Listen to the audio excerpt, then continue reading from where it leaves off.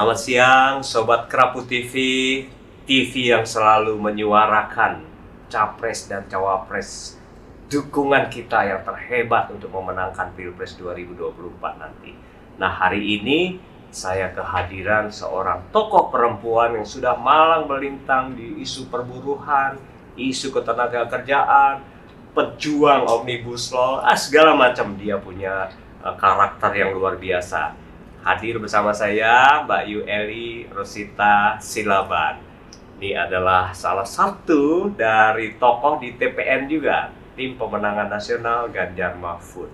Nah, kita pengen dengar dari Mbak Eli, kira-kira bagaimana pendapat Mbak Eli dan teman-teman di dunia ketenagakerjaan, teman-teman buruh terhadap persepsi mereka terhadap Mas Ganjar dan Prof Mahfud. Mbak Eli, selamat datang. Terima kasih banyak, Pak.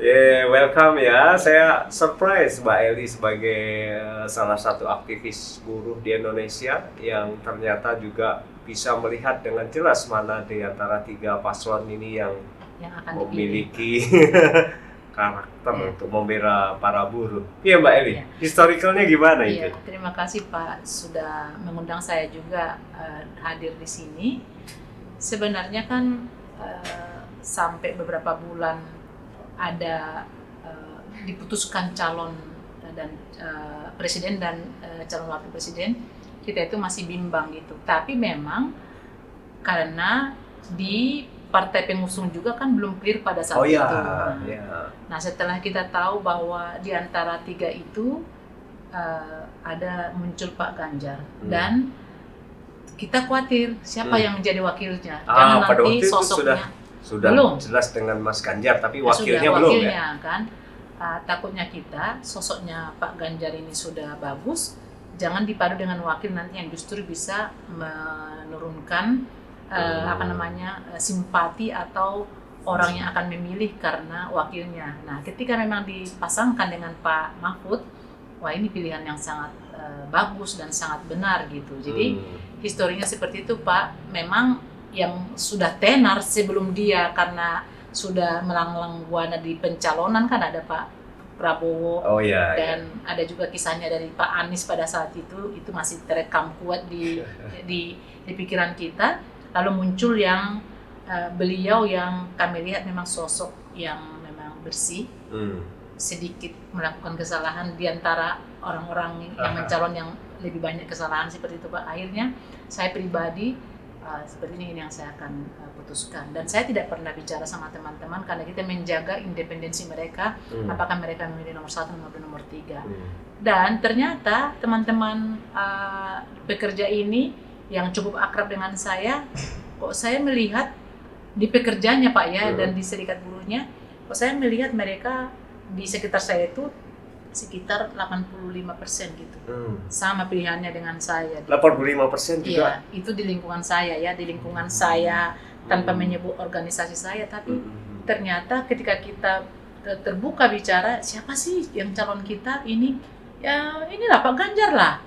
Baru kita mulai memahami ternyata teman-teman ini bersama-sama dengan saya gitu. Memang sebelumnya banyak interaksi dengan Mas Ganjar waktu beliau jadi Gubernur Jawa Tengah kah? Tidak Pak, sama sekali. Misalnya kita tidak follower dia, ada anggota kita memang di sana federasi sektor, justru dari mereka itu kutemukan foto-foto ada audiensi saat beliau masih gubernur. Jadi di agenda G20 yang mana saya jadi ketua L20 pada saat itu, catatan saya hari itu dan berkeinginan besar untuk melakukan satu event di Jawa Tengah. Dan saya mencoba mengirimkan surat ke beliau melalui orang Pak, karena saya tidak punya akses, dan sayangnya orang yang saya kirimkan surat ini dititipin surat itu? Ya, dikirain saya ada uang besar gitu, jadi dia tidak menyampaikan. Masa saya disuruh-suruh? Saya bilang kami hanya mau bersilaturahmi dengan beliau, kalau beliau nanti setuju kita mau melakukan event satu di Jawa Tengah dan beliau akan membuka, dan itu tidak kesampaian. Tidak kesampaian? Tidak kesampaian. Habis nggak ngomong saya sih waktu itu? Saat itu kita Pak masih mendewakan itu satu orang Pak yang menjadi pemimpin. Luar biasa. Terus ada forum yang saya dengar Mbak Eli juga memimpin forum buruh yang Apa itu Mbak Eli? Boleh ceritakan nggak itu? Forum buruh.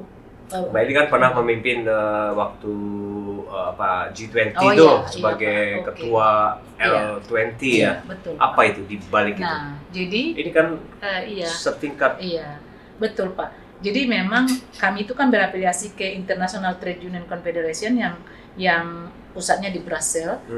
Dan seperti biasa kan giliran ya Pak, tuan rumah G20. Dan saya tiba-tiba dapat surat dari pemerintah kita bahwa KSBS itu diserahkan untuk menjadi chair for Labor 20 gitu kan. Nah saya bingung, aduh pengalaman saya untuk memimpin acara besar yang melibatkan negara-negara 20 ini kan yang lumayan jago dan industri berkembang, apa saya sanggup? Terakhir belajar segala macam, ternyata nggak seberat yang saya pikirkan Pak. Saya dapat SK lah dari pemerintah pada saat itu. Saya untuk memimpin L20 ini dan beberapa kali by Zoom dengan negara-negara 20 ini dengan perwakilan serikat buruh tentunya Pak ya, ketua-ketuanya. Dan pengalaman terhebatnya adalah bagaimana saya melihat kalau kita ditunjuk menjadi pimpinan seperti L20 ini, bagaimana kita memang tidak boleh ngotot bahwa isu kita sendiri yang akan kita bawa untuk dibicarakan di situ Pak. Karena ini kan L20 ini kan ada pemerintah, ada pengusahanya, ada serikat buruhnya. Masa sih saya sebagai ketua mewakili 20 negara ini, 20 serikat buruh dari negara itu memaksakan kehendak saya dari serikat buruh. Misalnya saya harus menyebut Omnibus Law. Saya bahkan tidak mengangkat Omnibus Law di situ karena saya kira itu persoalan di dalam negeri gitu. Lalu kita menyepakatilah isu kemarin itu soal platform digital Pak, baru jaminan sosial ya, lalu masuk isu just transisi, dan satu lagi kok saya lupa ya. Tapi 3 itulah isu yang pada akhirnya kita sepakati dan disepakati oleh serikat buruh dari 20 negara ini gitu. Dan ya saya baru, itu pengalaman terbesar saya kira, bagaimana saya melihat misalnya atau diundang dan memberikan intervensi Pak untuk beberapa isu, dan ketika kita di summitnya Business 20 saya juga memberikan statement, dan itu juga ditanya Pak, ada misalnya pertanyaan, jadi saya kira hanya membaca statement, ternyata ada pertanyaan dari beberapa negara dan saya harus respon itu gitu. Prosesnya dialog juga ya? Iya, jadi saya berpikir ini harus dilihat teman-teman pimpinan serikat buruh di Indonesia, supaya kita jangan merasa besar hanya untuk menjadi pimpinan organisasi kita itu gitu. Anda itu bisa lebih maju ke depan dengan melihat persoalan-persoalan dan mengambil level yang lebih tinggi lagi, supaya itu menjadi contoh kepada serikat buruh lain atau pekerja bahwa oh ternyata menjadi serikat buruh atau pimpinan serikat buruh itu bukan hanya memimpin demo, tapi ternyata Anda itu bisa melakukan dialog, bisa intervensi ke pengusaha, bisa intervensi kepada pemerintah, bukan hanya di Indonesia, bahkan dan negosiasi dengan pengusaha kan.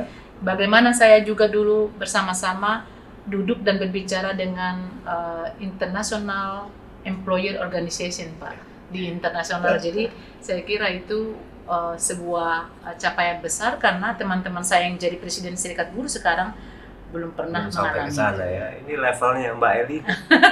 Terima kasih Pak. Bukan hanya level nasional nih, internasional. Maka question saya ke Mbak Eli kan sebagai seorang tokoh aktivis buruh di Indonesia yang sudah diakui dunia, dan menariknya sekarang Mbak Eli memiliki visi ke depan untuk memperbaiki kondisi perburuhan di Indonesia, yang mungkin ada harapan tertentu pada calon presiden kita Mbak. Iya, jadi saya kira semua pemimpin, mau itu pimpinan negara, pemimpin serikat buruh, pemimpin apapun, pasti tidak pernah memikirkan, ya salah kalau mereka itu hanya memikirkan posisi itu harus diraih. Tapi kan pasti ada cita-cita kita, apa yang saya perjuangkan di sini dan apa yang dapat saya rubah. Mungkin saya tidak akan bisa merubah saat ini, tapi pengganti saya suatu saat akan mendapatkan hasil itu. Nah, jadi memang mimpi saya Pak, ada beberapa ya Pak ya. Jadi kalau saya lihat memang Indonesia udah bagus ya Pak. Kebebasan berserikatnya juga, sorry to say kalau di teman-teman serikat buruh menentang ini, saya juga cukup berdebat dengan Anda.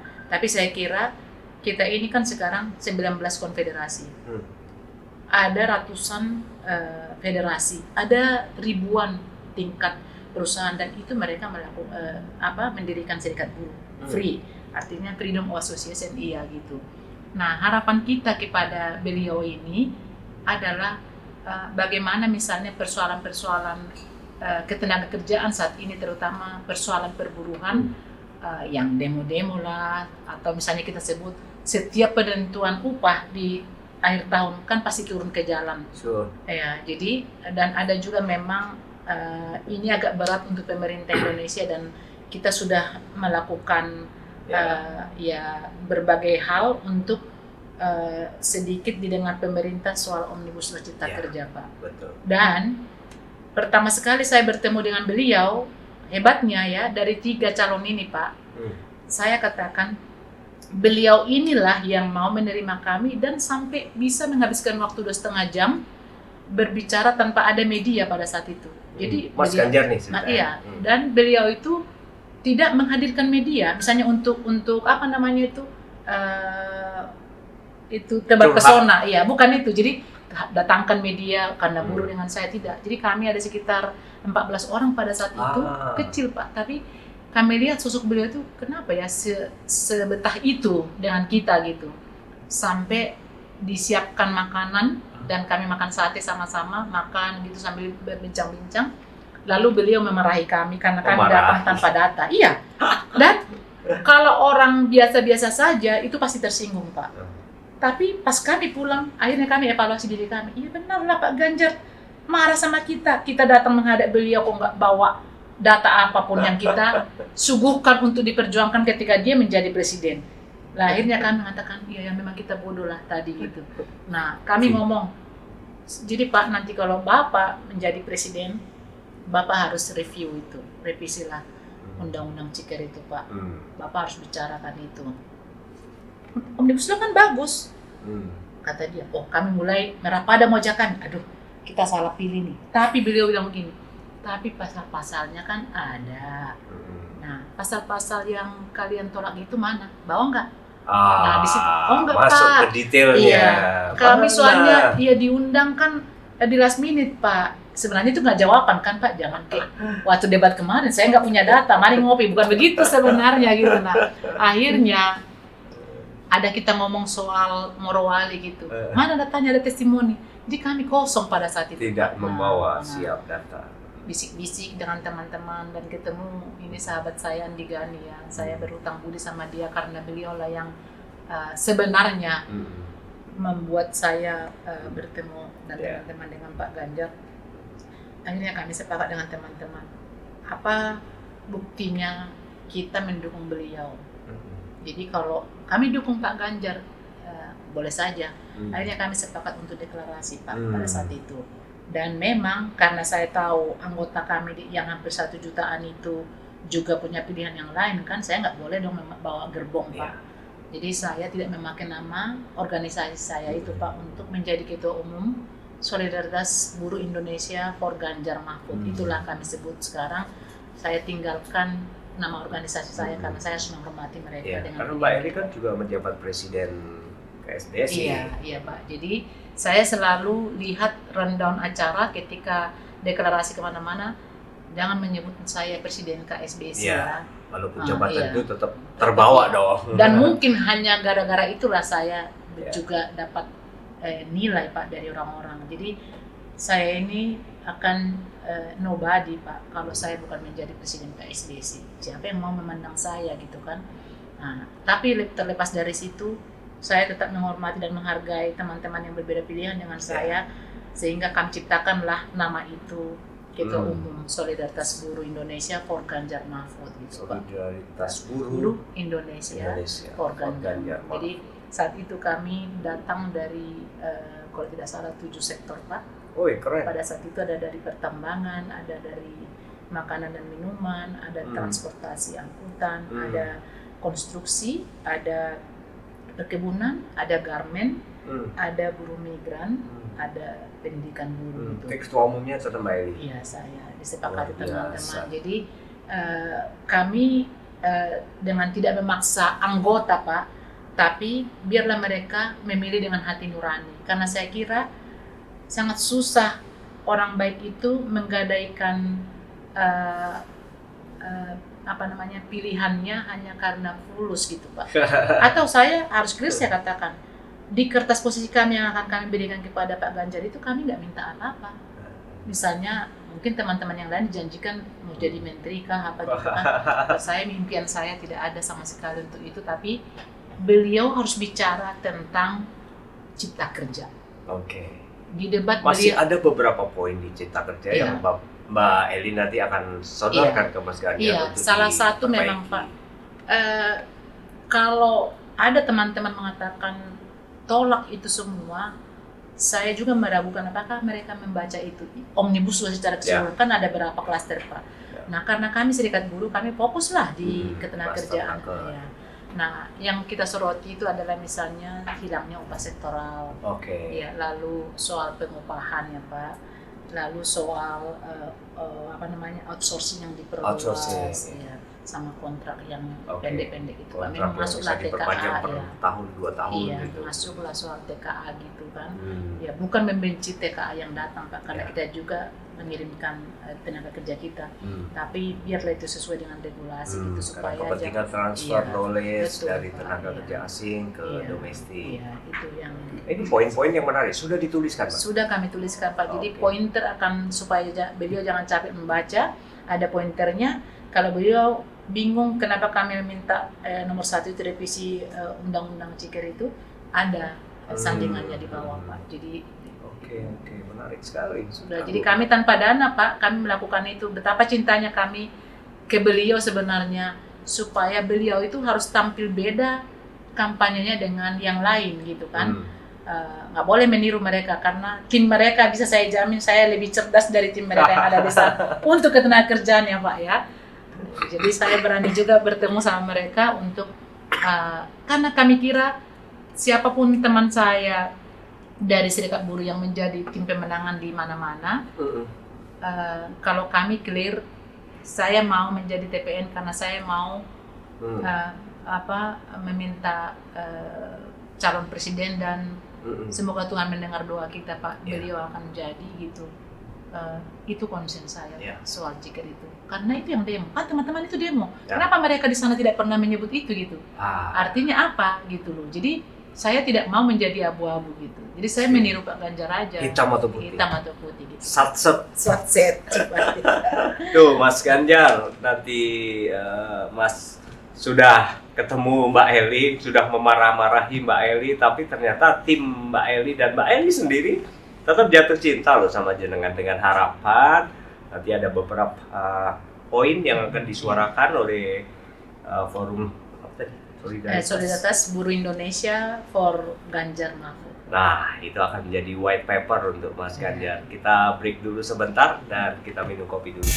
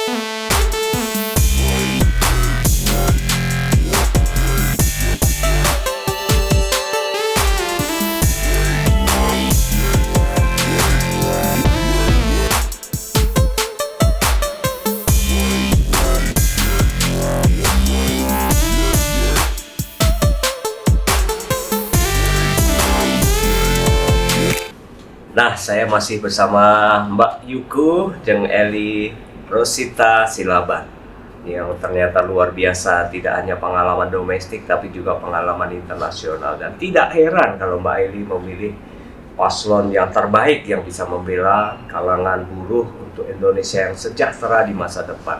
Tapi saya pengen juga diskusi sama Mbak Eli terkait dengan programnya Mas Ganjar nih kan keren-keren tuh. Iya, Pak. 17 juta lapangan kerja beliau janjikan akan dibuka pada 5 tahun pemerintahannya. Betul. Terus yang kedua terkait dengan Buruh. satu sarjana, satu keluarga sejahtera. Nah, artinya kan ada tawaran kepada keluarga-keluarga pekerja yang mungkin tidak mampu mensekolahkan anaknya sampai tingkat universitas sarjana, tapi di dalam visi misi Mas Ganjar dicantumkan di situ. Artinya nih janji nih Mas Ganjar nih, janji kan bahwa satu sarjana harus dilahirkan dari satu keluarga yang kurang mampu. Itu menurut teman-teman buruh gimana? Menurut Mbak Rosita gimana? Ya, jadi itu sebenarnya terobosan bagus ya Pak, terobosan yang mungkin saya baru mendengar pertama sekali Pak. Saya nggak tahu lah apakah sudah ada seperti itu, tapi sepengetahuan saya, karena saya juga lumayan rajin baca berita, belum ada pernah terjadi seperti itu. Nah, ketika beliau, dan itu kan antusias kita-kita yang memang kurang mampu Pak ya, terutama yang kita kategorikan buruh menengah ke bawah itu kan memang sangat kesulitan ketika anak-anaknya itu masuk ke perguruan swasta Pak. Bayarnya kan ya. Nah, jadi kalau ada seperti ini kan bagus saya kira, dan sosialisasinya memang harus terus-terusan Pak, supaya terutama kepada daerah-daerah yang tidak tersentuh oleh media Pak.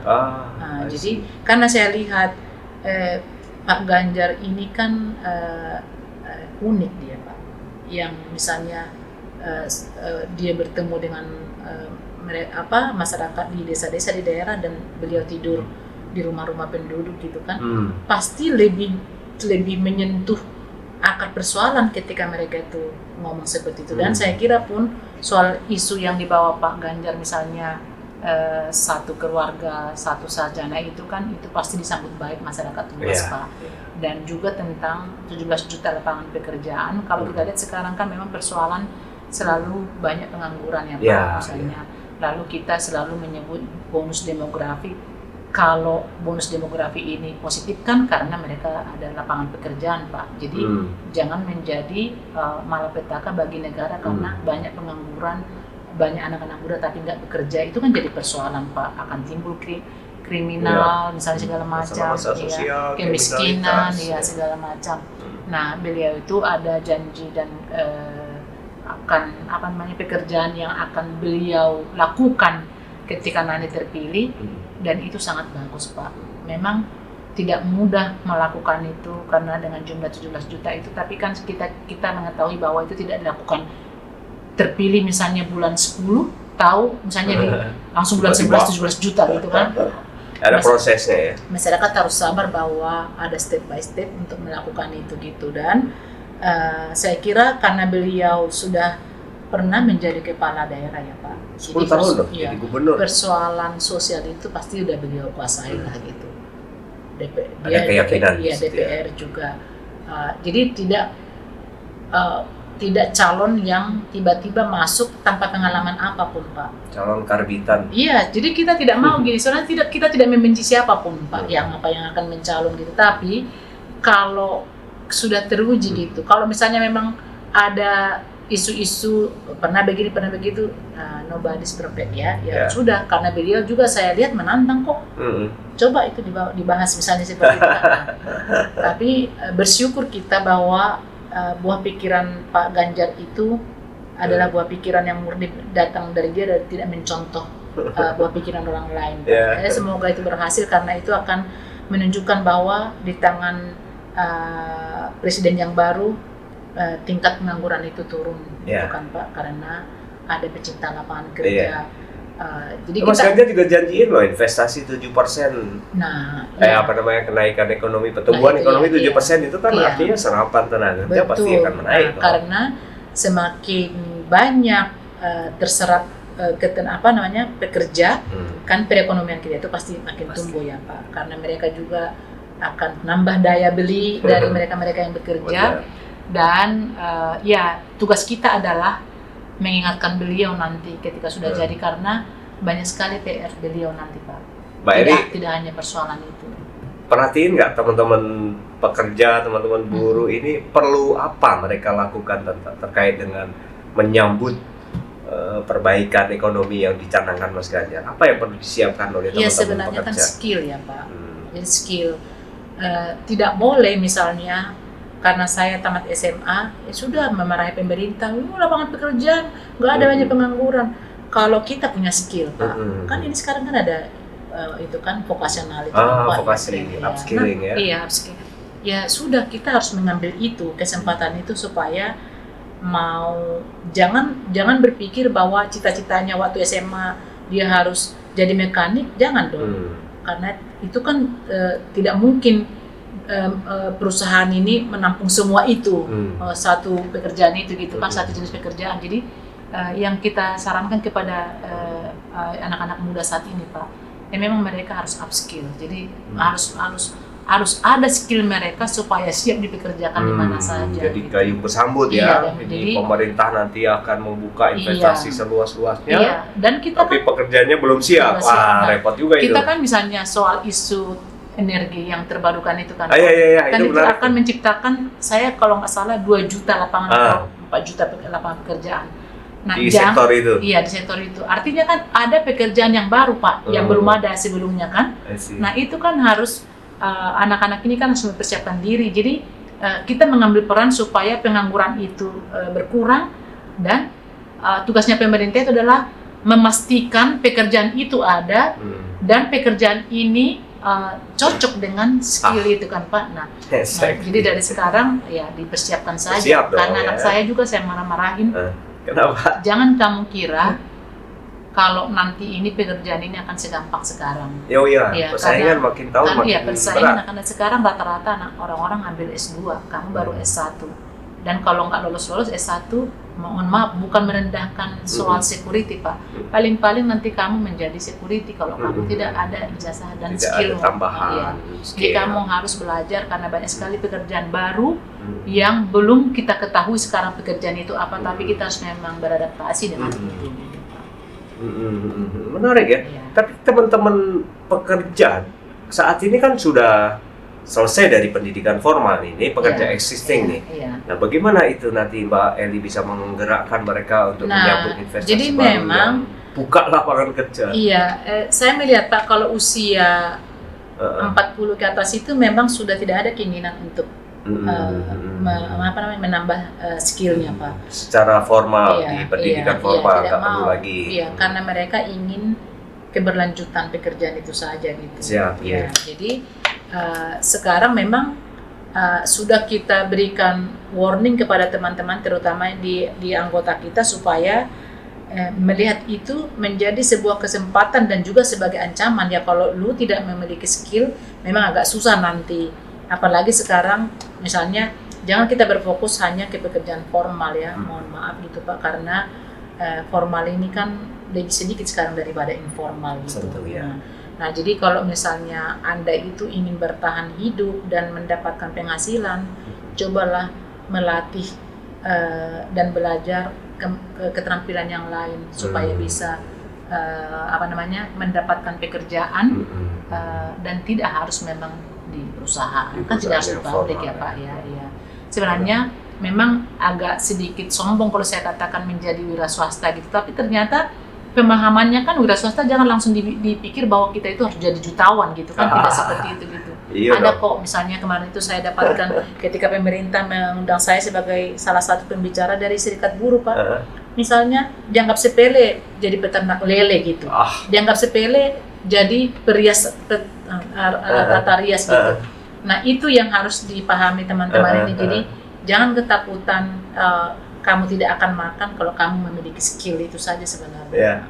Ini menarik loh. Jadi teman-teman harus disadarkan gitu juga ya. Ya, anak-anak muda sih kita lihat sekarang sudah mulai itu Pak, karena mereka tidak mau, saya nggak mau lah yang formal, masa kita dari jam 8 sampai jam 5. Anak saya ya dia udah bosan lama begitu-begitu. Nah kan ada yang berubah, ada yang sangat berbeda dengan kita sebelumnya. Karena kadang-kadang gini Mbak Eli, pekerjaan tidak sama dengan penghasilan gitu. Orang bisa mendapatkan penghasilan tanpa pekerjaan formal loh.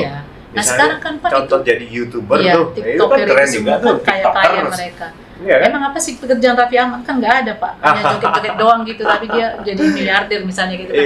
Tapi memang bukan berarti kita mendorong itu ke sana gitu. Ya, Cuma ini salah memang satu opsi. iya, memberikan penyadaran kepada anak-anak muda saat ini, banyak sekali pekerjaan dan yang sebenarnya bahkan orang tuanya pun tidak pernah mengetahui itu sebelumnya, Pak. Seperti saya kan, yang saya tahu kan dari dulu, Pak, ya formal saja kan, pergi ke perusahaan jadi pegawai negeri lah atau apa segala macam. Sekarang mana pernah kita berpikir bahwa hanya dari handphone saja kita mendapatkan uang kan, Pak? Exactly. Iya, Itu seperti juga pekerjaan. gitu. Yang penting kan ujungnya, Iya.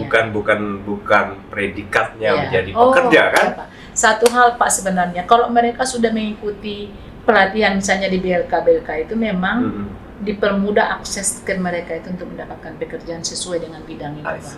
Nah, ada keluhan memang ini juga nanti sama Pak Ganjar dan kabinetnya, ada keluhan mereka sudah ikut BLK tapi ternyata sampai menganggur berapa bulan itu mereka tidak dapat akses pekerjaan kemana-mana gitu. I see. Itu mungkin, Pak, yang perlu sama Pak Ganjar, the next president of Indonesia, Pak. Masih banyak pengangguran dan BLK itu ada nanti diberikan akses untuk mereka-mereka yang sudah mendapatkan pelatihan di situ gitu, Pak.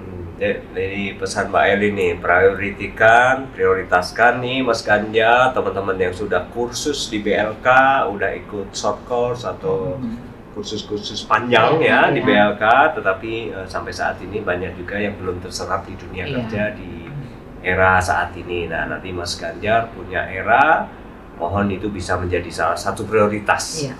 Supaya serapannya itu benar-benar terarah dari teman-teman yang sudah ikut course di BLK. Iya. Oke, kita break sebentar, Mbak Eli, Yap. dan kita minum kopi dulu. Silahkan, Pak. Rolling 3, 2, 1. Mbak Eli, kan jenengan sedang merencanakan membuat note Iya. white paper Iya.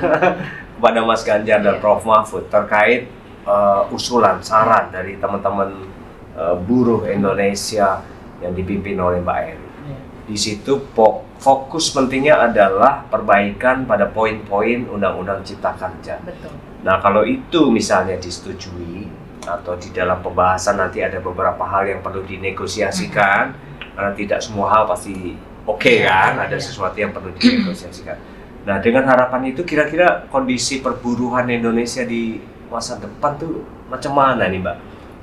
Iya, satu poin penting permintaan kami kepada Mas Ganjar memang adalah soal perbaikan isi dari undang-undang terutama Cipta klaster Kerja, naker ya. Iya, klaster ketenagakerjaan yang tadi sudah saya sebut itu terutama di isu outsourcing, lalu upah sektoral yang hilang, lalu ada soal jam kerja, ada soal TKA dan pesangon, Pak, sebenarnya. TKA dan pesangon. Iya. Memang tidak ada yang bisa menjamin ketika itu diperbaiki, apakah kondisi ketenagakerjaan di Indonesia akan tiba-tiba membaik gitu, Pak. Disulap Iya. sihir jadi Tidak. menjadi baik. Iya, implementasinya juga, Pak. Tugasnya Presiden kan nanti kan adalah meminta kepada DPR misalnya, kalau saya tidak salah ya, untuk memperbaiki itu kan, Pak.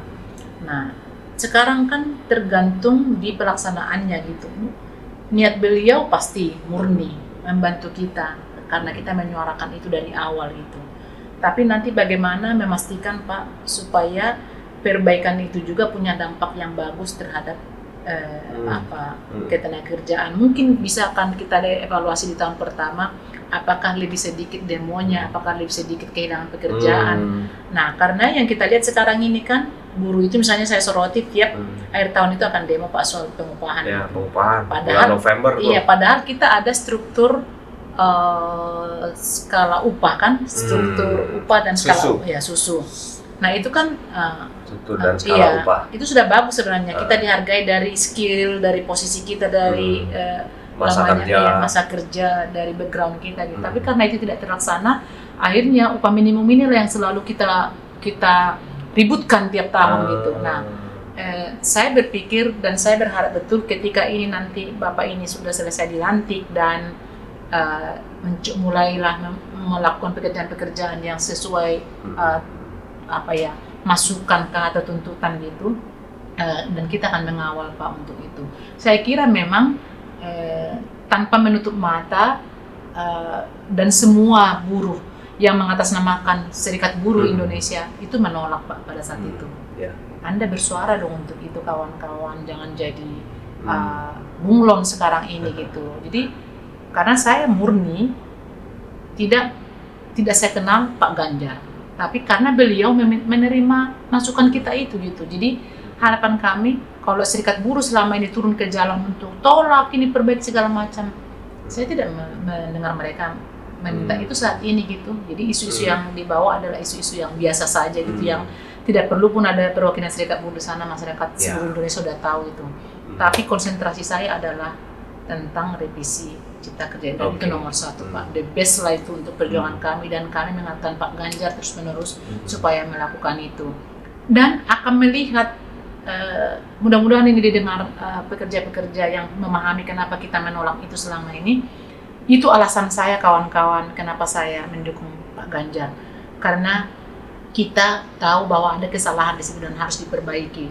Dan kalau kamu menolak itu dan melihat itu sebuah undang-undang yang tidak sesuai dengan pikiranmu sebagai seorang buruh atau pekerja, mari bergabung dengan saya dan mendukung gitu, supaya itu benar-benar direvisi. Jadi teman-teman pekerja dan buruh seluruh Indonesia harus mendengar ini. Iya. Ini message yang kuat nih pada teman-teman seluruh buruh dan pekerja di seluruh Indonesia. Karena mereka menolak itu. Jadi jangan gara-gara beda pilihan mereka melupakan konsentrasi mereka. Maksudnya mereka melupakan isu utama yang substansi 4 tahun ini Pak. 4 tahun ini itu kita terkuras tenaga kita loh Pak, pikiran bahkan dana, karena kita memobilisir massa untuk demonstrasi.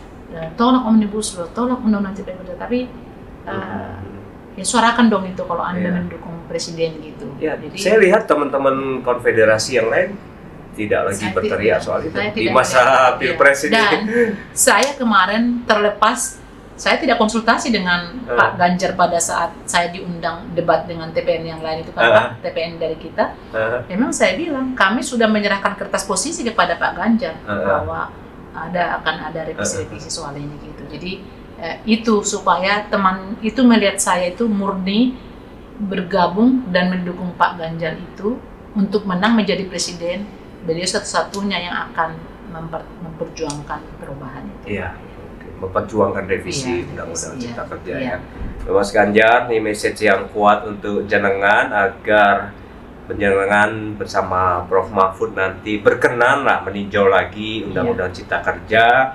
Ada beberapa poin yang masih dikeluhkan oleh teman-teman buruh terkait dengan klaster ketenagakerjaan. Dan tentu saja Mas Ganjar selama ini dia selalu dengar kok gitu. Dia kan orang bottom up gitu. Orang yang nggak top down, sok perintah-perintah kan enggak. Dia kan turun ke lapangan, ketemu sopir, ketemu para pekerja dan menyerap aspirasi kendalanya. Kemudian satset menyelesaikan masalahnya gitu. Dan ini yang menarik dari Mas Ganjar. Kita kagum itu. Dia beda dengan yang lain. Iya, beda dengan yang lain. Yang lain kan tegas-tegas, tapi tidak cerdas gitu. Lalu Mas Ganjar ini tegas dan cerdas gitu. Ini yang menarik di situ kan. Oke, Mbak Eli, adakah satu message khusus untuk Mas Ganjar atau Prof. Mahfud dari perjuangan jenengan nih sebagai closing statementmu, Mbak? Sebenarnya banyak, Mas Ganjar banyak sekali yang saya minta dari Bapak, terutama soal melihat kami ini sebagai aktivis, melihat saya sebagai aktivis serikat buruh yang mencoba meminta kesadaran teman-teman pekerja atau buruh yang lain untuk memilih dengan hati nurani, bukan karena alasan lain.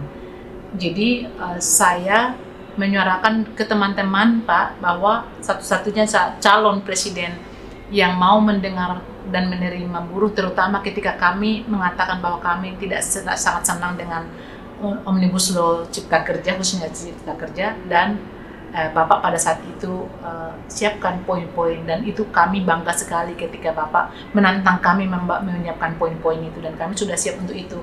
Dan satu hal Pak, Bapak itu kan sering di Jakarta, mampir dong ke Cipinang Muara Raya nomor 33 Jatinegara, Jakarta Timur, markas kami, supaya Bapak lihat disitulah Ketua Solidaritas Buruh Indonesia untuk kemenangan Bapak dan Pak Mahfud untuk menjadi presiden dan wakil presiden 2024-2029, Bapak harus lihat itu, kantor di situ. Kami di situ selalu mendoakan Bapak untuk menang.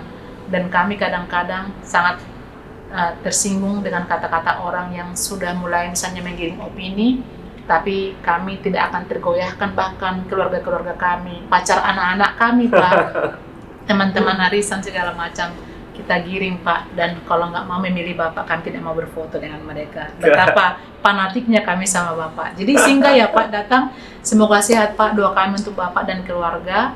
Bapak harus terpilih dan harus dilantik menjadi presiden, dan Pak Mahfud menjadi wakil presiden.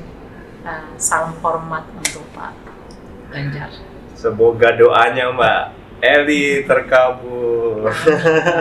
Makasih nih Mas Ganjar, ada message yang sangat kuat. Mampirlah Bapak 10 menit, 5 menit toh di Jakarta juga deket banget. Nanti kita matur Mas Ganjar deh. Kita coba. Iya, harus Pak sebelum Geser-geser dikit. Sebelum kita menusuk Pak. Sure, Iya. sebelum tanggal 14. Iya. Ya kan boleh jalan-jalan ke situ dan ketemu teman-teman konstituen. Iya. Makasih Mbak Eli, Makasih semoga banyak, Pak. sukses perjuangan Bapak juga Dikau. ya. Dan sekian teman-teman Kerapu TV, kita akan kembali lagi bersama dengan tokoh-tokoh yang selalu memperjuangkan Mas Ganjar dan Prof Mahfud menduduki puncak pimpinan tertinggi di negara kita, karena kita yakin mereka berdualah yang paling baik, paling berpengalaman, paling jujur dan anti korupsi. Siap. Terima kasih, kita ketemu lagi nanti.